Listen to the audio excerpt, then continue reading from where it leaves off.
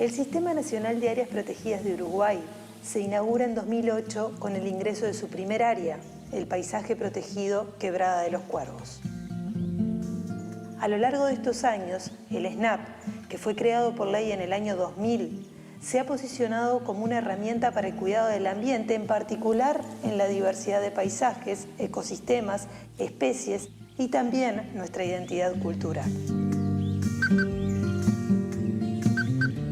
Que lo urgente no nos tape lo importante. La crisis del agua potable tiene que servir para que pensemos también en algo superador. Y como este es un programa de ciencia, vamos a proponerles que pensemos en conocimiento, en investigación, pero también en ambiente, en el medio en el que estamos insertos. En este mes de junio se celebran anualmente dos fechas clave: el Día Mundial del Ambiente y el Día Mundial de los Océanos. Vamos a aprovechar el empujón del calendario para saber qué pasa con el ambiente en todo Montevideo y también para compartir un mano a mano con el presidente de la Agencia Nacional de Investigación e Innovación, Flavio Caiafa, porque es uno de los sectores clave en el sistema científico nacional. La ANI soporta el desarrollo del conocimiento en nuestro país, o una buena parte del mismo. También las y los invitamos a un recorrido neurocientífico por librerías y a conocer investigaciones sobre el uso de cannabis medicinal en perros que padecen dolores crónicos. Pero comenzamos con nuestra edición compartiendo, como siempre, las noticias científicas más importantes de Uruguay y el mundo en nuestro tradicional salpicón.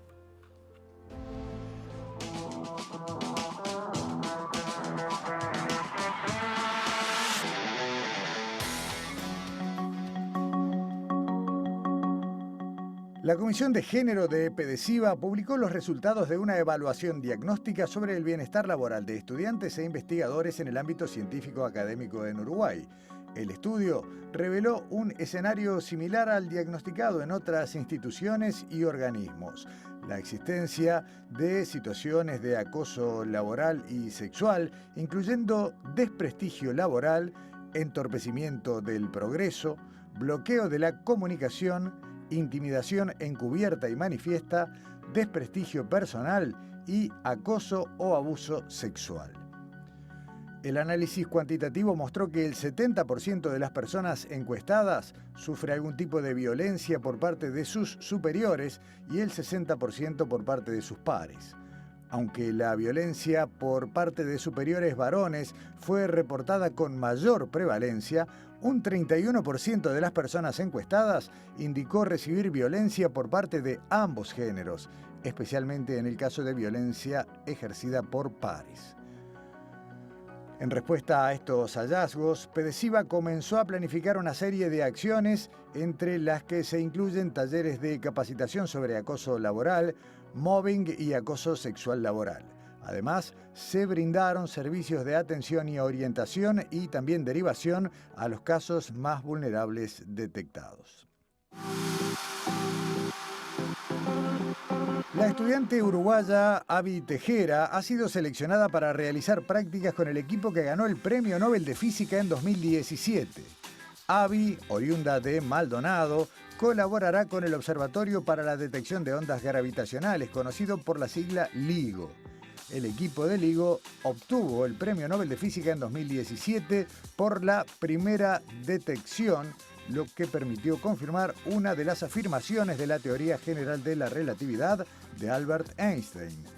La joven uruguaya actualmente es estudiante de tercer año en el Oberlin College, con doble especialización en física, con concentración en astrofísica y ciencias de la computación.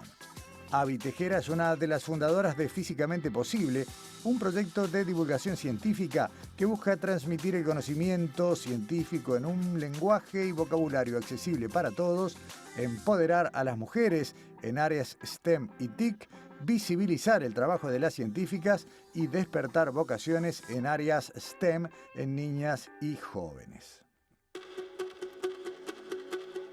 Un grupo de investigadores, entre los que se encuentra el uruguayo Marcos David, publicó en la revista Nature un artículo en el que sugieren que las moléculas de ARN de transferencia diseñadas en laboratorio pueden ser la solución para las denominadas mutaciones sin sentido, alteraciones genéticas hasta hoy incurables. El grupo científico pertenece al Instituto de Bioquímica y Biología Molecular de la Universidad de Hamburgo, en Alemania, y es liderado por Zoya Ignatova. Marcos David, quien realizó su maestría en Biología Celular y Molecular en Uruguay, actualmente está desarrollando su doctorado allí con financiamiento de ANI. Las mutaciones sin sentido son responsables de aproximadamente el 11% de las enfermedades genéticas hereditarias. El grupo demostró que en experimentos con ratones, la administración de nanopartículas lipídicas que contienen estas moléculas modificadas logró restaurar la producción de proteínas funcionales en presencia de mutaciones sin sentido. En pruebas con células y tejidos nasales de pacientes con fibrosis quísticas, estos ARNT también lograron restablecer la expresión y la función del gen afectado, lo que sugiere un posible enfoque terapéutico para esta enfermedad.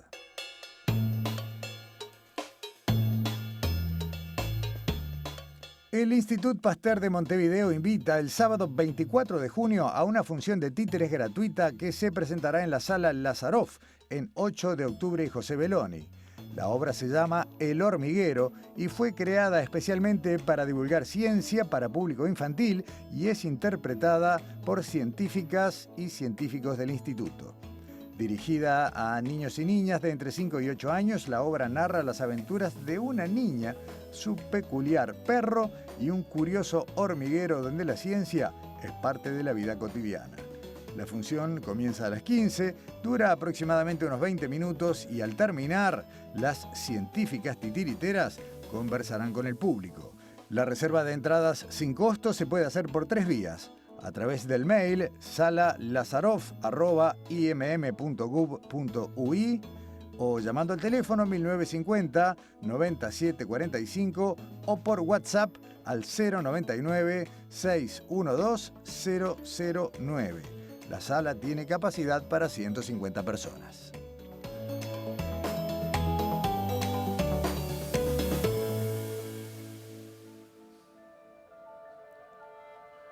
Bueno, como decíamos, no hace mucho se celebró en todo el mundo el Día Mundial del Ambiente y quienes vivimos en las grandes ciudades y los montevideanos a veces tendemos a pensar, y no quiero generalizar, pero nos pasa, que el ambiente es aquello que está más allá de la perimetral, ¿no? Que el ambiente es lo que pasa donde no hay cemento, donde no hay pavimento, donde no hay edificios. Y ahí es donde empezamos a equivocarnos. Y en esto que viene siendo la crisis del agua, como decíamos en el arranque, está bueno aprovechar la esquina, la intersección entre esta fecha y un problema serio que tiene un componente ambiental. Le agradecemos muchísimo que nos acompañe aquí en estudios a quien es la gerente de gestión ambiental de la Intendencia de Montevideo, Verónica Piñero. Bienvenida, gracias por estar acá. Muchas gracias. Verónica, es un problema que tenemos los citadinos en general, ¿no? Ambiente es algo que pasa en otro lado.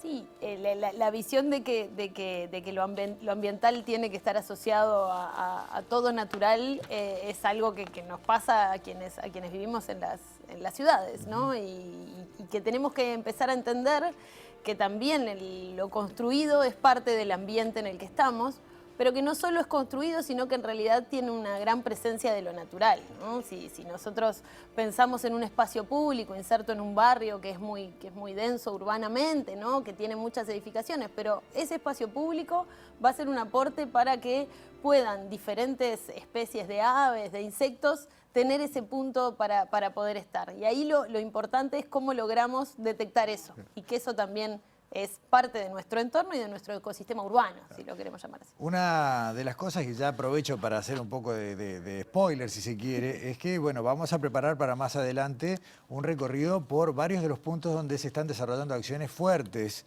de carácter ambiental por parte de la Intendencia, pero ¿cuáles son los lugares de la ciudad donde hay acciones más decididas, sobre todo en esto que vos decías, ¿no? de reconocernos como vecinos de lo que es un ecosistema?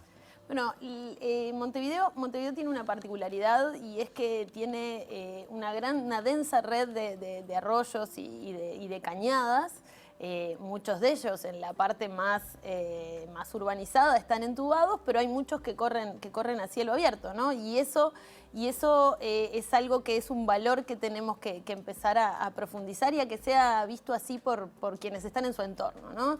Y de ahí nosotros estamos trabajando y venimos avanzando en un proceso que lo llamamos valorización ambiental, porque entendemos que los entornos a esos cursos de agua tienen que ser valorados y conocidos, y quienes están más cerca los valoran y los ven de esa manera, pero bueno, ¿cómo podemos agregarle otras dimensiones de algo que quizás está siempre ahí, pero que lo tenemos que empezar a percibir de otra manera? En esos cursos de agua hay uno que me quiero detener porque sí es simbólico, pero que en definitiva es un área protegida que está dentro de la ciudad, que es el esquema de los humedales de Santa Lucía. Exacto, la cuenca del Santa Lucía tiene una parte que está dentro del departamento de Montevideo, y los humedales, que tienen un área muy grande, el área que comprende el área protegida es muy extensa. Una parte se encuentra dentro del departamento de Montevideo, y de hecho ahí la Intendencia tiene un lugar específico en el que están los guardaparques que toman acciones y que están trabajando, custodiando ese espacio y cuidando ese bien natural tan importante como son los humedales. Haciendo, si querés, un recorrido medio de proximidad, hay otros puntos importantes, por ejemplo, en la zona norte, ahí donde se confunde el Montevideo urbano con el rural. Sí, estamos trabajando en varios lugares. Uno de los lugares, por ejemplo, es en Casabó, en la zona de la Cañada, que le llaman allí los vecinos. Es una cañada que está entubada, pero que llega a un lugar, en una zona donde hay un pequeño embalse, y bueno, estamos trabajando junto con los vecinos, promoviendo, ¿no?, acciones de reconocer lo natural en ese entorno en el que viven. Hay una cañada que está canalizada, pero que en realidad llega a ese lago y y genera un espacio y un ambiente natural en el que, por ejemplo, hicimos intervenciones en, podría ser, avistamientos de aves, y ahí encontramos, ¿no?, en un rato que se estuvo haciendo ese avistamiento, se encontraron 3 especies que son prioritarias para la conservación en Uruguay, ¿no? Y eso habla de cómo los ambientes urbanos, pero que tienen la posibilidad de albergar algo natural, le aportan a la biodiversidad. Está bien.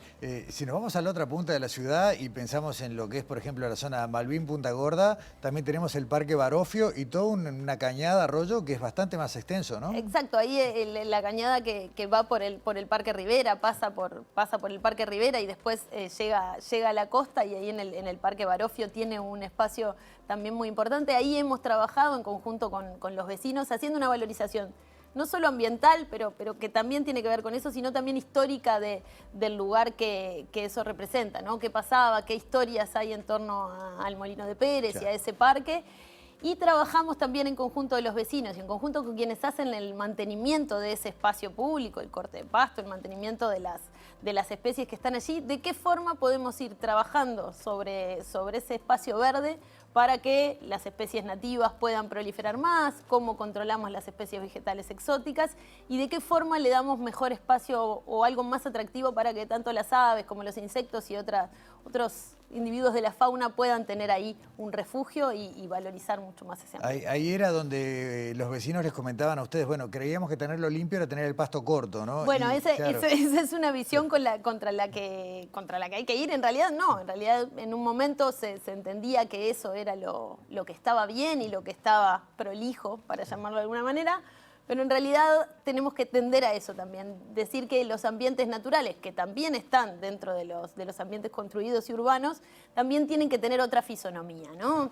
Lo podemos ver en otras cuencas, ¿no? El arroyo Miguelete, en las partes más de parque, es pasto corto y algunos árboles dispersos. Bueno, la lógica de los bosques ribereños o de los bosques asociados a las costas de los arroyos tiene otra lógica y otra forma de ser, ¿no? Y tenemos que ir tendiendo a eso. ¿Cómo logramos rehabilitar esos espacios poniendo más especies vegetales y de árboles y arbustos que tengan que ver con el arroyo? Pero bueno, ¿cómo cambiamos también esa visión? Y eso habla de cómo nos comunicamos con el entorno y cómo convivimos. Insisto, porque ya nos quedan un minutito, pero a cuenta de lo que va a ser un programa especial donde vamos a recorrer todas estas partes de Montevideo, vos hablabas de reconocer, hablabas de la diferencia entre lo que puede ser una especie exótica de una nativa. ¿Se prenden los vecinos, sobre todo quienes habitan cerca de estas áreas, a esta dinámica de tratar de generar espacios ambientalmente sostenibles? Y los vecinos, particularmente del Parque Barofio, tienen un interés muy grande por promover que lo que existan allí sean especies nativas, pero también nos pasa en otros lugares. O sea, cuando logramos que la gente conozca, ¿no? Y ahí el aporte de la ciencia es fundamental, ¿no? Conocer para conservar, ¿no? Y bueno, si nosotros logramos transmitirle a los vecinos y las vecinas, bueno, la especie que correspondía que estuviera acá es esta, y es un arbusto que está asociado a zonas donde corre agua, bueno, ahí eso rápidamente es tomado en cuenta por los vecinos y también ayuda a que lo puedan conservar. Y volver a disfrutar de una ciudad que conocemos por cuentos a veces, ¿no? Acá antes el arroyo corría y el agua se podía tomar, ¿no? ¿Cuántas veces escuchamos eso? Sí, nos bañábamos y había pececitos y el cuento de mis padres y mis abuelos. Pero puede volver. Seguramente. Sí, Verónica Piñero, gracias por ahora y a cuenta de más, la dejamos por acá. Seguro. Hasta pronto. Primera pausa en Sobre Ciencia, ya regresamos.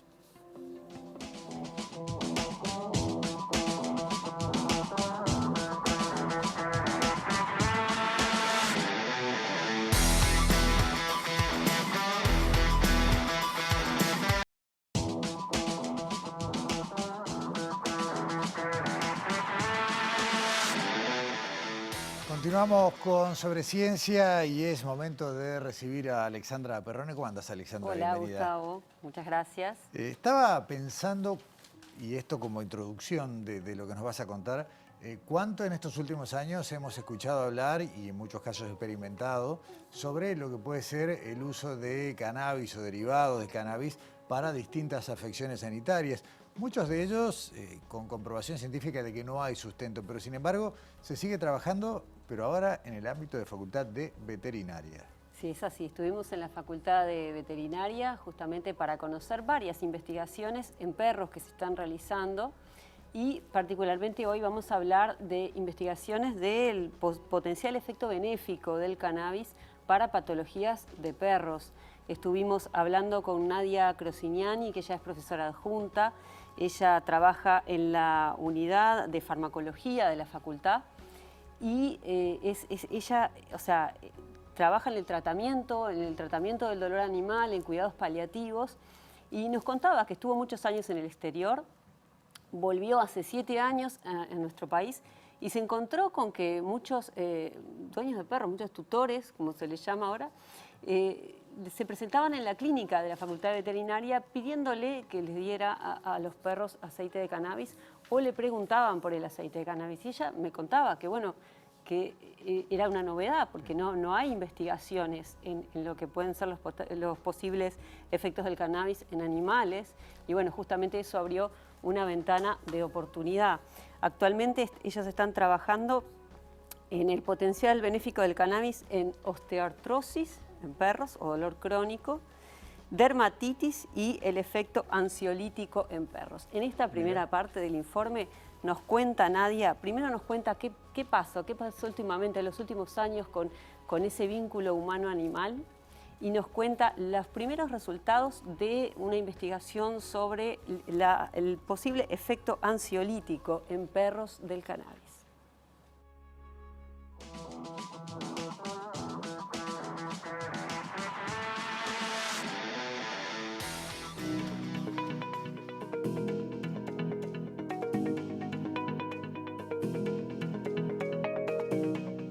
El vínculo humano-animal ha cambiado mucho en los últimos años.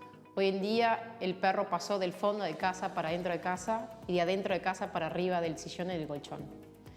El tutor convive mucho más con el animal y se da cuenta mucho antes de patologías y además el animal vive mucho más años. Entonces quizás patologías que antes no las veíamos tanto como dolor crónico, hoy en día es de todos los días recibir pacientes geriatras que además de tener una insuficiencia cardíaca, una patología oncológica, también conviven con dolor. Actualmente estamos estudiando el efecto ansiolítico del cannabis en un modelo canino experimental. Esto es, utilizamos perros que no tienen la patología etológica o comportamental de la ansiedad y administramos CBD previo a un test de transporte que decimos que es el test de estrés para ellos. Básicamente subir al perro a un auto y pasearlo 20 minutos por la ciudad, lejos de su tutor. Y se administra cannabis antes a un grupo cannabis y otro placebo y se estudia diferentes comportamientos, algunos parámetros fisiológicos, frecuencia cardíaca, presión arterial, termografía de la pupila y parámetros sanguíneos, ¿no? Entonces, por ejemplo, el cortisol, algunos mediadores que sí sabemos que aumentan en estrés.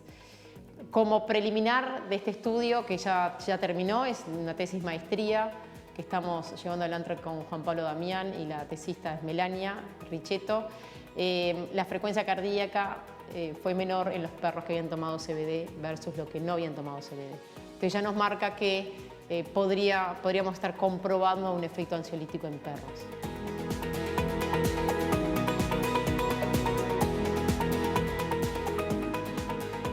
Te voy a decir un disparate que espero que no me corrijan. No digas disparate. No, cuando se hacen estas investigaciones en humanos, lo habitual es, por todo un efecto psicológico, cotejar contra la administración de un placebo. En animales no creo que esto se pueda hacer así porque el animal no tiene esa... No, pero sin embargo varias de estas investigaciones son a un grupo de perros le dan CBD y a otros le dan placebo también. Mirá, Está no era tan disparate. No era un disparate. Bueno. En este caso no. Bueno, ella nos contaba un poco lo que vos decías al principio. Están haciendo el camino inverso, claro. Están investigando lo que se ha hecho ya en lo que es medicina humana, llevándola a la medicina animal. Y bueno, en la segunda parte del informe nos habla de sus investigaciones en dolor crónico en perros y dermatitis atópica, que dice que es una de las patologías más comunes. A ver.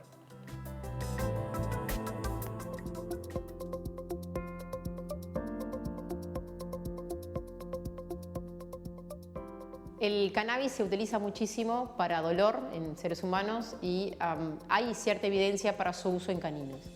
Lo que nosotros visualizamos es que en la clínica, empíricamente sabemos que las dosis menores que las publicadas ya demuestran un cierto efecto analgésico en los perros. Es por eso que estamos estudiando y ya terminamos un grupo de perros con cannabis. Hayamos hecho una dosis más baja de 0,5 miligramos kilo, pero no vimos analgesia, así que vamos a hacer un grupo más con 1 miligramo kilo.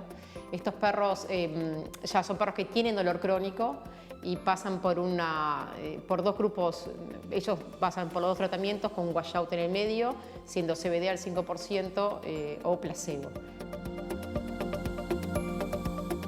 Los perros que utilizamos son perros que ya tienen dolor crónico, entonces son pacientes de nuestra clínica del dolor, o que vienen a consulta o que los reclutamos porque siempre estamos, ¿no?, avisando en internet, ¿no?, en redes, que se están reclutando. De hecho, en este momento estamos reclutando pacientes para el experimento. Entonces, bueno, son pacientes que no se les infringe ningún dolor porque el modelo de dolor crónico es mucho más, es muy complejo, es de una evolución prolongada y esto experimentalmente no se puede hacer. Tienen que ser pacientes con dolor. La dermatitis atópica es una de las patologías más comunes en perro. De hecho, en las clínicas particulares lo que más se ve son dermatitis, ¿no? La primera consulta en cantidad siempre es dermatitis. Y lo que sucede es que estos perros que los tratamos y conseguimos estabilizar a veces el cuerpo como un todo, se lamen las patas constantemente y hace que se lastimen, que se infecten, tengan malacesia y el tutor tampoco le agrada tener todo el día a su perro que se está lamiendo las patas. Entonces intentamos primero una crema, pero les gustó la crema y se la comían. Entonces no nos sirvió la crema. Por lo cual tuvimos que pasar a un excipiente más líquido. Entonces vimos que el propilenglicol es un buen excipiente porque colabora con la penetración y además es un poco amargo, entonces tendían a lamerse menos las patas.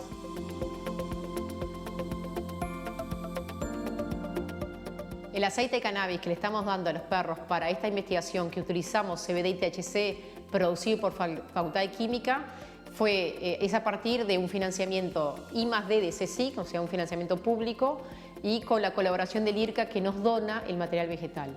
Este material vegetal es cuantificado en Facultad de Química y con una tesista de grado se prueban distintas formas de extracción, de temperaturas, humedad, tiempo, etc. se ve cuál es la mejor forma para hacer ese extracto, se cuantifica el extracto final también y a partir de ahí se hace el medicamento, con toda la seguridad que tiene que tener un medicamento. Por un lado está bueno, Alexandra, esta interacción entre los distintos centros de estudio, organismos públicos y demás, y por otro lado el aval, en este caso de Facultad de Química, para garantizar eso que antes no era común, ¿no? Poder decir, bueno, estas muestras tienen tal concentración, son todas iguales y cumplen con una propiedad farmacológica. Y Nadia justamente resaltaba eso, poder basarse en evidencia científica y en un medicamento controlado.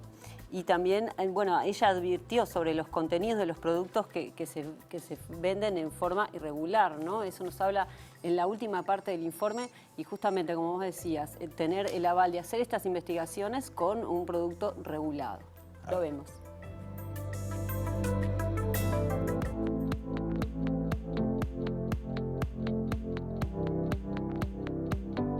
Lo que nos sucede a nosotros es que los tutores vienen ya con el frasco en mano con productos que son ilegales.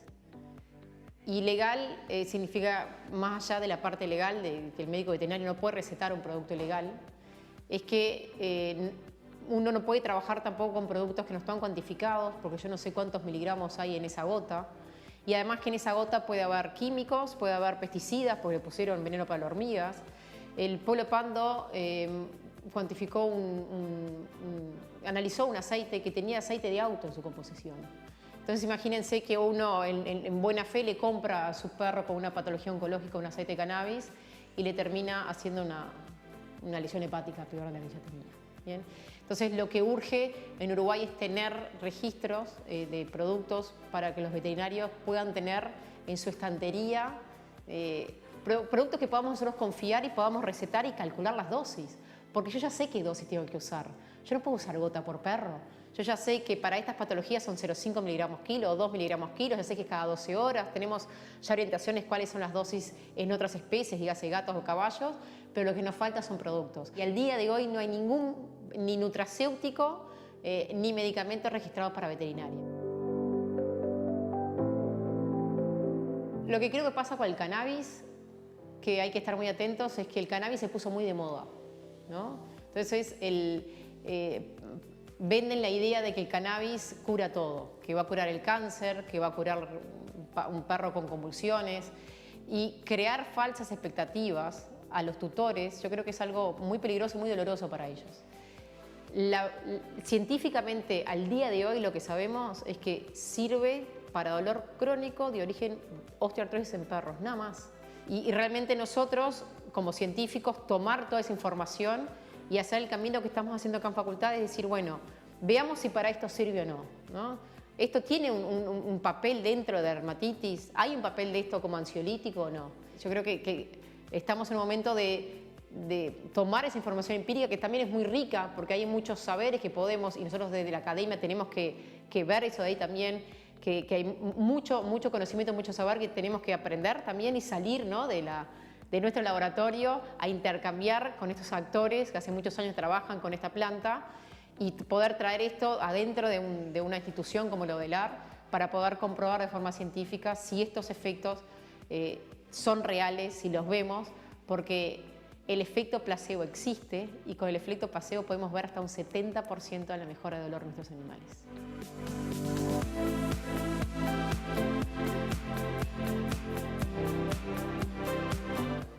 Sin que deje de ser valioso el informe completo en sus 3 tramos, creo que esta última parte, estos últimos 2 minutos son para volver a ver después de entrar a YouTube y lo mirás, ¿no? Y hay una buena parte que aplica al ser humano también. Y bueno, la importancia de la investigación científica y de tomarse en serio este tipo de investigación y bueno, poder llegar en algún momento a una respuesta, ¿no? Alexandra, gracias por hoy, muy interesante. Hasta la semana que viene. Y nosotros seguimos, porque ahora vamos a volver a algo que ya hemos visto en otros tramos de Sobre Ciencia, que es llevar la ciencia a lugares donde habitualmente no la vemos. Hoy lo que les proponemos es un recorrido neurocientífico por librerías. Daniela Hirschfeld hizo esta experiencia y la comparte con nosotros.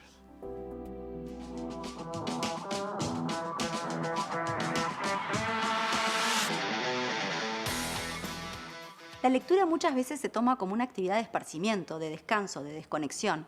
Sin embargo, cuando leemos, el cerebro está 100% activo.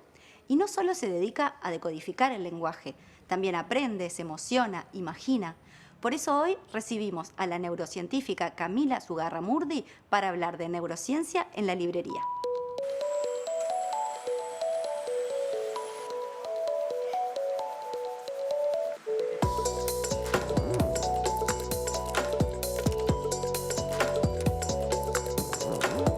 Camila, estamos en la librería y vamos a hablar de neurociencia, en particular de qué pasa en el cerebro cuando leemos, qué áreas se activan y cómo estudiamos el cerebro desde la neurociencia cuando estamos leyendo. Pasa de todo en el cerebro cuando leemos, pero principalmente lo que vemos es que se activan áreas que tienen que ver con el lenguaje. Porque la lectura es como una nueva puerta de entrada al sistema de lenguaje, solo que en vez de ser auditiva es visual.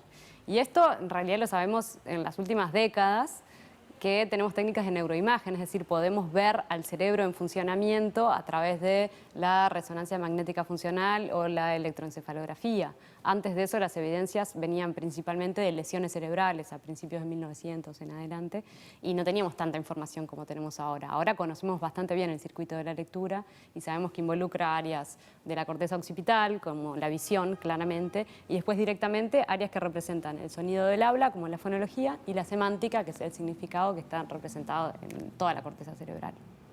Y ahí vemos un poco de distinciones según si estudiamos la lectura de palabras aisladas de la comprensión de textos, que son dos procesos que difieren bastante. Los niños cuando aprenden a leer, primero leen palabras aisladas y después, a medida que nos vamos haciendo lectores más expertos, se empieza a generar una conexión directa entre esta forma visual de las palabras, como entre esta entrada visual y la información semántica, que es a la que queremos llegar directamente. Entonces, al principio vemos más áreas vinculadas con la fonología y después más áreas vinculadas con la semántica, a lo largo de la adquisición de la lectura.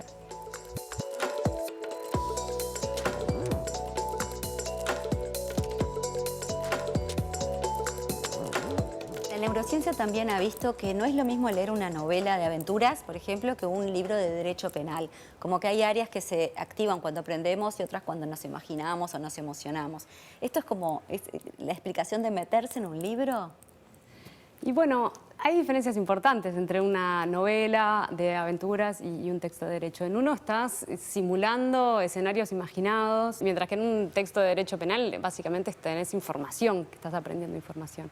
Y lo que se ha visto es que en estos otros escenarios, donde de alguna manera vos simulás un mundo, eso involucra lo que tiene que ver una habilidad muy importante que se llama teoría de la mente, es decir, tu capacidad de atribuir y de interpretar pensamientos y creencias, ideas en los otros. Y posiblemente la lectura de ficción parece apuntar a que desarrolla la teoría de la mente, que depende de áreas del cerebro que están como bien adentro en la corteza, en la parte medial, también con la corteza prefrontal. Y entonces parecería que leer novelas moviliza todo ese sistema particularmente.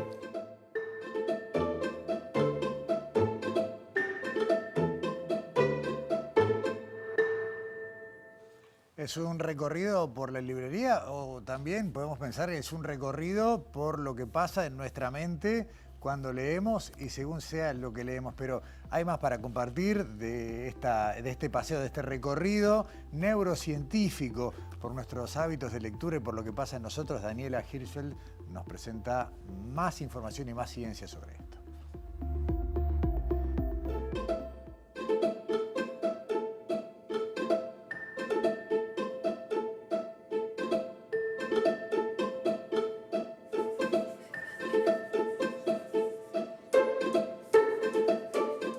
También se ha visto que al leer hay cambios que se producen tanto en las áreas que se activan como en los neurotransmisores que se generan, que después de leer incluso permanecen en el cerebro. ¿Esto qué implica? Bueno, eso tiene que ver con la plasticidad cerebral. No nacimos para leer. La lectura es una invención, la escritura es una invención cultural que tiene unos 6.000 años más o menos, y por lo tanto no ha habido suficiente tiempo evolutivo para tener estructuras como precableadas o innatas que tengan que ver con la lectura, como sí las hay para el desarrollo del lenguaje. Y entonces el cerebro de alguna manera tiene que rearmarse en cada lector individualmente para formar un circuito para la lectura. Después que aprendes a leer, se especializa y responde especialmente a palabras reales versus palabras inventadas, por ejemplo. Entonces es una estructura que pasa a ser como especializada en lectura, a pesar de que la lectura, como te decía, es un invento nuevo. Y eso habla de la fuerte plasticidad cerebral que hay.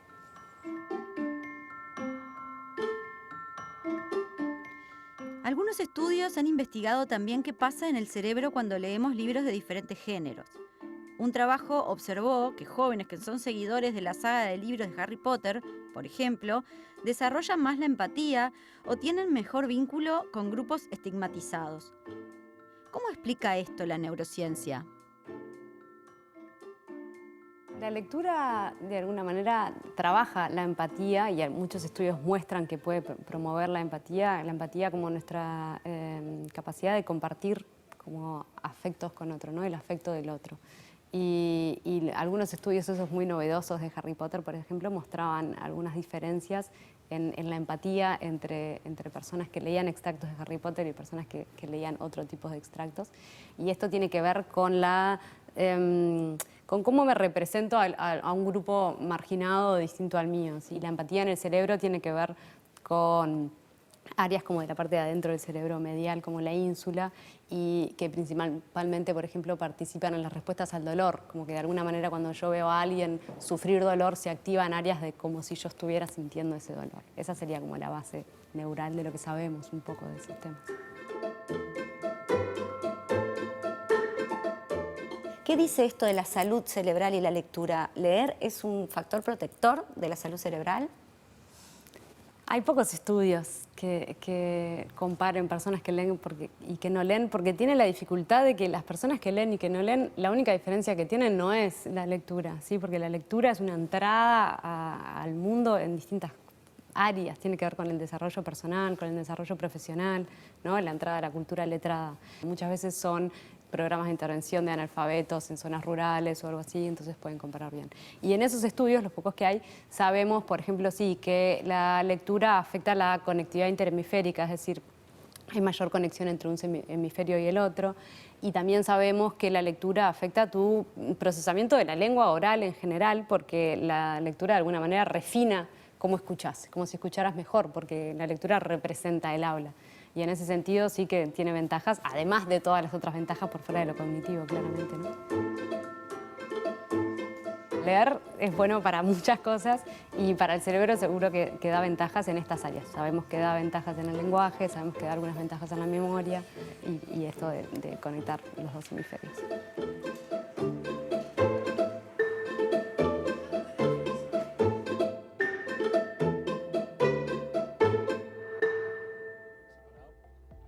Y antes de ir a la tanda nos quedamos con esta frase de concepto, ¿no? Leer te da ventajas y lo demás, bueno, en el informe que acabamos de compartir y que elaboró Daniela Hirschfeld.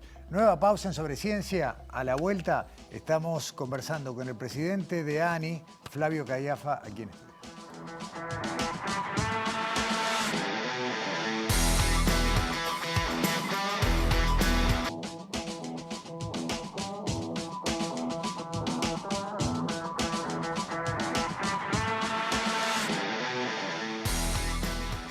En este segmento nos vamos a dar un gusto que venimos desde hace tiempo tratando de coincidir agendas y por suerte hoy se pudo. Y es contar con la posibilidad de dialogar, como ya hemos hecho con otros actores, con alguien que representa un elemento clave del sistema de ciencia, de investigación, de innovación de Uruguay.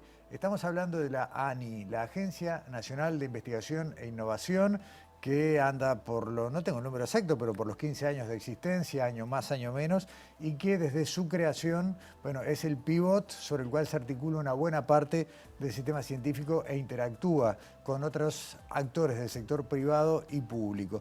Flavio Caiafa, presidente de ANI, gracias por estar en Sobre Ciencia. Hola Gustavo, gracias a ustedes. Un placer. La ANI no tiene una trayectoria en tiempo muy larga, pero desde el minuto cero gestiona nada menos que el Sistema Nacional de Investigadores, es uno de los principales proveedores de fondos para la investigación científica, es la bisagra en muchos casos para la participación público-privada en proyectos de investigación. Así es. Mirá qué pregunta fácil para arrancar. ¿Cómo está la ANI hoy? Bien, yo creo que muy bien. A ver, la ANI, vamos a hacer una respuesta en dos etapas.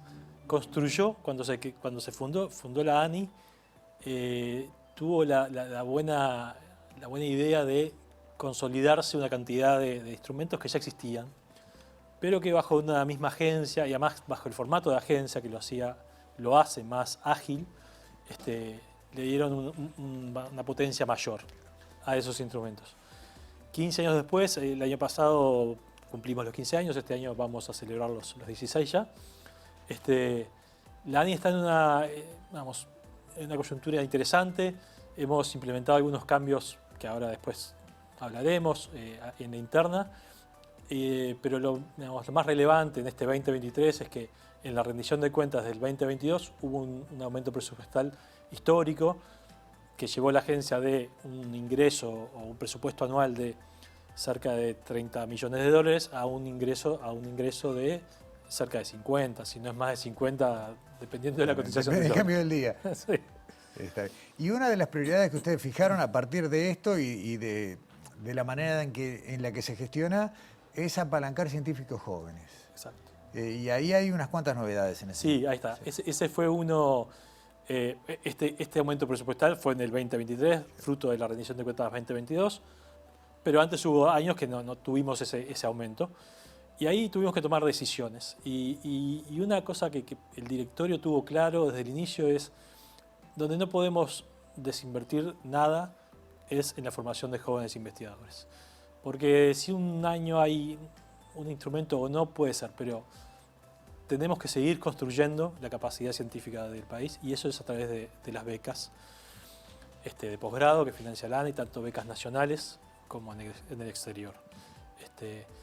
Entonces desde el 2021 empezamos a actualizar los montos de estas becas anualmente, para que como mínimo la inflación no se las comiera.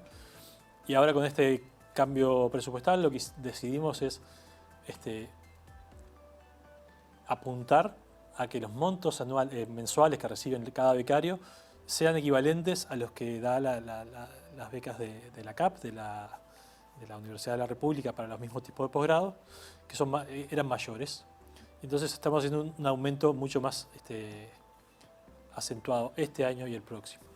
Y esto se traduce en eso, ¿no? En un fomento, en la posibilidad de que quien sienta que tiene una vocación, bueno, vea que por ahí puede tener un camino, ¿no? Que no es menor, porque el desaliento siempre forma parte de este escenario. Sí. A ver, la tarea del investigador es ardua, per se. O sea, está buscando lo desconocido y eso implica muchas veces grandes satisfacciones, pero muchas más aprendizajes para volver a intentarlo.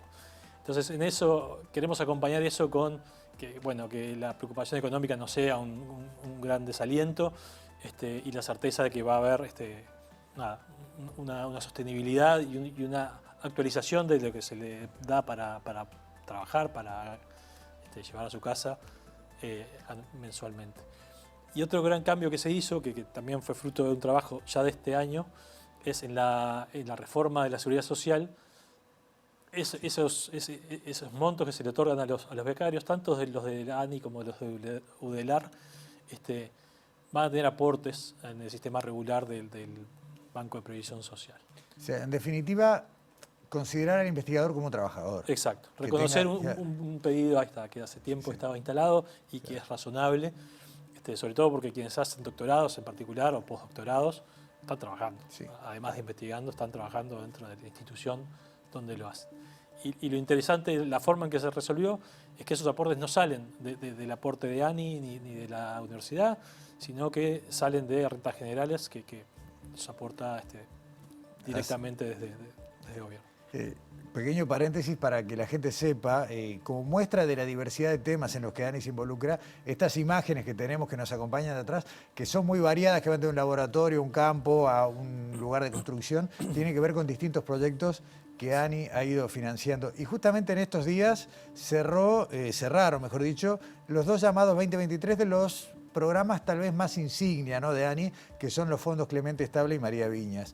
En total, creo que cerca de 400 proyectos presentados, postulados. Así es. Hago uso de mi memoria, 208, si no recuerdo mal, en el Fondo Clemente Estable, que es para investigación básica o fundamental, y unos 134 para el Fondo María Viñas de investigación aplicada, que cerró la semana pasada, o sea, en estos días. Después viene un proceso, está bueno que la gente lo sepa, porque la comunidad científica lo conoce de memoria, pero la gente no. Hay todo un proceso de evaluación donde distintos grupos, toman cada presentación, las catalogan y a partir de allí que siempre hay una buena cantidad de proyectos de excelencia y tal vez ahora con este incremento presupuestal más sean los proyectos que reciben apoyo. Sí, a ver, dos cosas. Sí, el proceso es largo porque es la famosa evaluación por pares, claro, que implica un trabajo administrativo gigante que hace nuestro equipo de la ANI, junto con los investigadores que hacen la evaluación, porque para cada proyecto tenés que conseguir a 2 expertos en ese tema. Imagínate 400 proyectos. No es poco el trabajo. Y por eso demoramos un tiempo. Es así en todo el mundo. Sí, sí, tenemos pensado un orden de aprobaciones similar al del año pasado, de por lo menos 90 proyectos entre los dos llamados. Y se incrementa el monto que recibe cada proyecto, el máximo que puede recibir cada proyecto. Exacto. Este año, también fruto de este aumento presupuestal, decidimos actualizar también los montos que se otorgan a estos proyectos. Este año toca los proyectos para investigadores consolidados, que son los un poco más grandes, que pasaron de 1.300.000 de subsidio máximo a 1.900.000 pesos. Hay otra pata de ANI, que es tal vez la que nos detenemos menos en programas como este o en Sobre Ciencia, pero que sé que para ustedes es igual de importante y que tiene que ver con todo lo que es el fomento al emprendedurismo, a la innovación, a la aplicación del conocimiento, al alentar a quien quiere abrir campos de la economía que tal vez no estén explorados. ¿Cómo está la salud de ese subsistema dentro de ANI? Mira, en ese aspecto hay dos grandes noticias o dos grandes líneas que ha llevado la ANI. Una es que realmente desde el 2020, esto es algo de nuevo que ANI venía haciendo desde siempre, articular entre los científicos y el sector productivo y el sector social.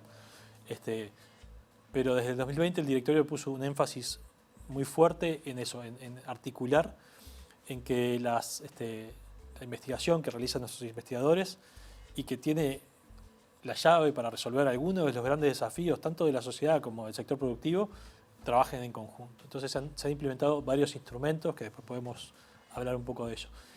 Y esos instrumentos han tenido muy buena recepción, porque además tenés como lo mejor de los dos mundos. Tenés el interés de los investigadores por promover su investigación y las empresas por avanzar, ser más productivas o resolver problemas sociales como hacer test de diagnóstico rápidamente, claro, como se hizo hace poco. Eso es por un lado. Y por otro lado, este año tenemos una gran novedad, es que más o menos la mitad de ese incremento presupuestal va a ir para lo que se llama el Uruguay Innovation Hub, que es todo un programa de apoyo a lo que es las startups de base científico-tecnológico. Bien, y también han hecho un hincapié fuerte en lo que tiene que ver con el tema ambiental. Hay investigaciones sobre cambio climático que han respondido a llamados que abrieron recientemente, renovables, temas de conservación de especies.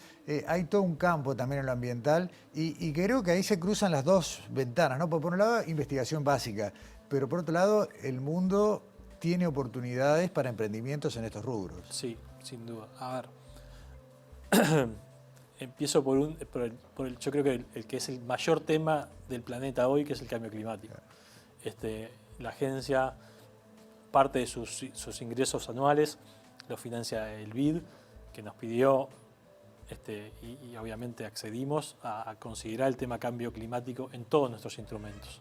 Entonces, hoy en día, a partir de este año, todos los programas tienen un objetivo para alcanzar en que en cada instrumento que hacemos haya un buen porcentaje de proyectos que ayuden a mitigar o adaptarse a los efectos del cambio climático.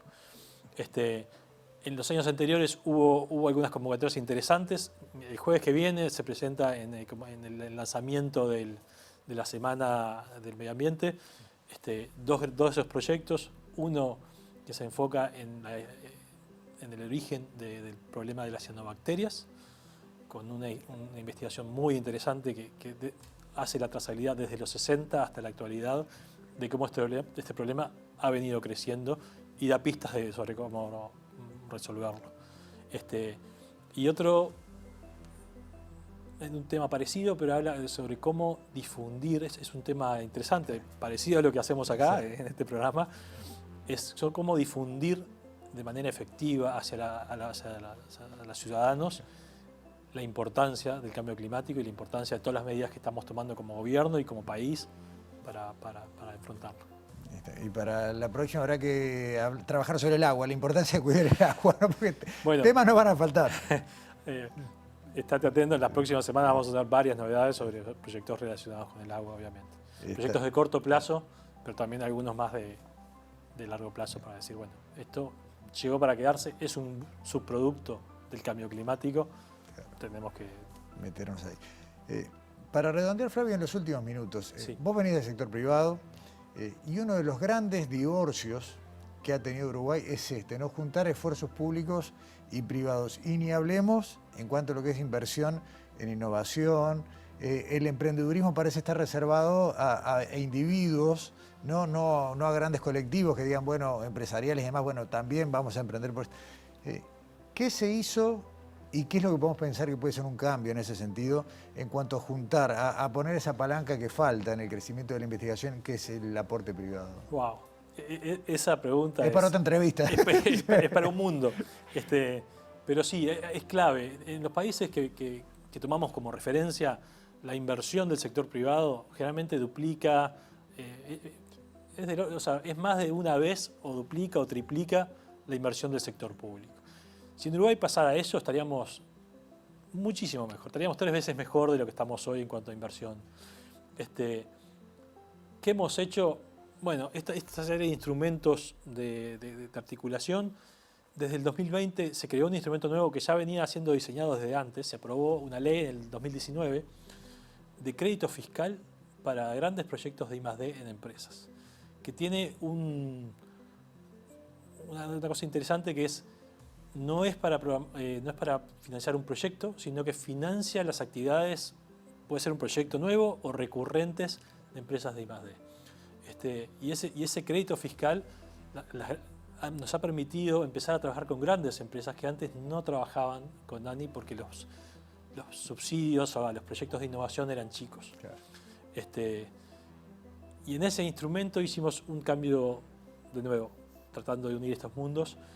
Este año hicimos un cambio importante y es que cuando dentro del marco de esos proyectos se contrate a investigadores, que lo definimos de una forma muy amplia, alguien que está estudiando una maestría científica, un doctorado o un graduado, para esos proyectos de I+D en las empresas, el crédito fiscal será del 100%.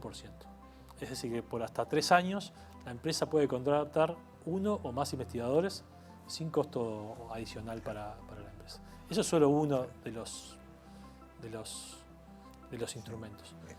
El otro gran instrumento es este programa Uruguay Innovation Hub, que lo repito porque es importante, en montos y en cambio de instrumentos, que va a permitir y tiene el foco de buscar startups de base científico-tecnológico. Estamos hablando de tecnologías digitales, de biotecnología y de tecnologías verdes,